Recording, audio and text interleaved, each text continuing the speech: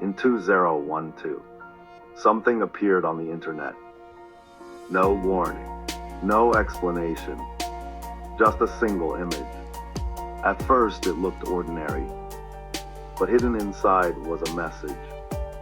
A message that would send thousands of people into one of the most complex treasure hunts ever created.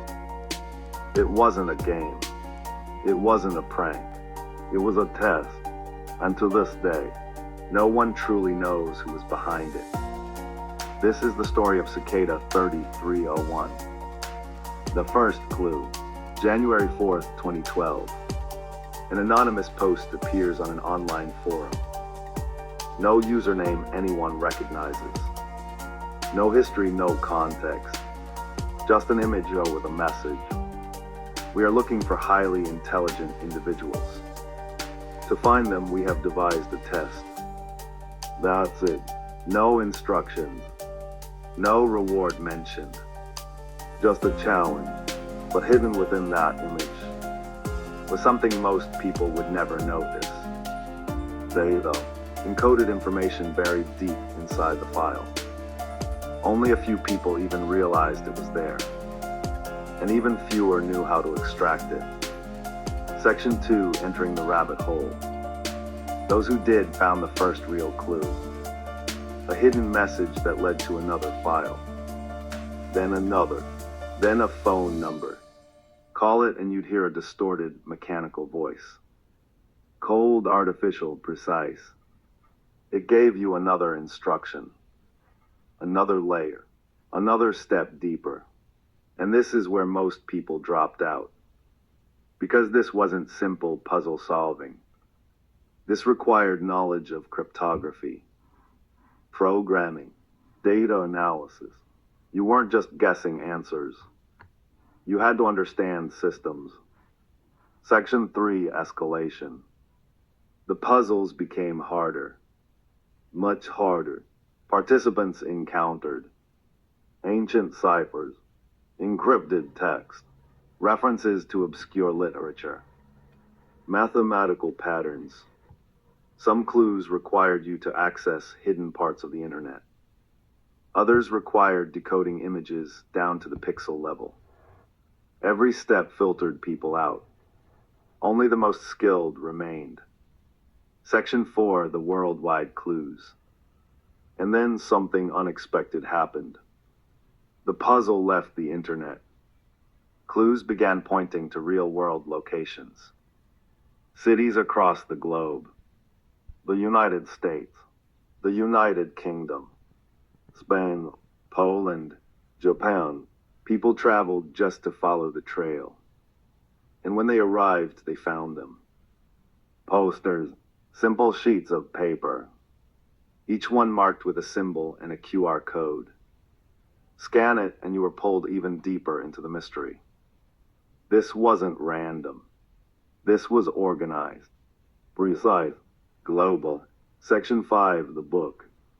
Then came something even stranger. A text known as Liber Primus. The first book. It wasn't written in plain language. It was filled with symbols. Runes, strange characters that looked ancient but unfamiliar. Pages and pages of them. Some parts were decoded. Most were not. Even today, large sections remain a mystery. And what little was translated didn't give clear answers. Instead, it raised more questions. Section 6, the selected. At some point, people began to disappear. Not physically, but digitally. Participants who claimed they had reached the final stages went silent. They stopped posting, stopped sharing. Some said they were contacted privately. Others hinted at agreements, confidentiality. And then, nothing, no proof, no confirmation. Just silent. Section 7, the return. In 2013, it came back. Another image, another message, another test, even more complex than before. And again in 2014. Each time the same pattern. A public challenge followed by a quiet disappearance. And then nothing. After 2014, Cicada 3301 vanished. Completely. Section 8, the theories.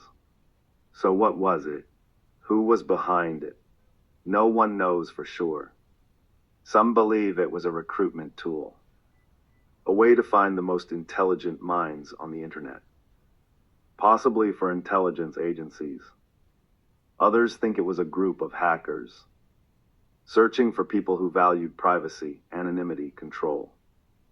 Some believe it was ideological, a movement focused on freedom, anti-surveillance, digital independence.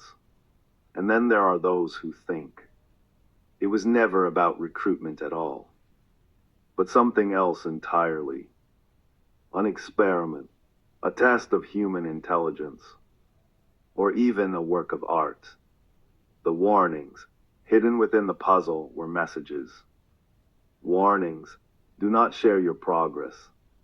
We want the best, not followers. This wasn't meant to go viral.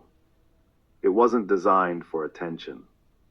It was designed to filter, to isolate, to identify. Section 10, what makes it different? Most puzzles want to be solved.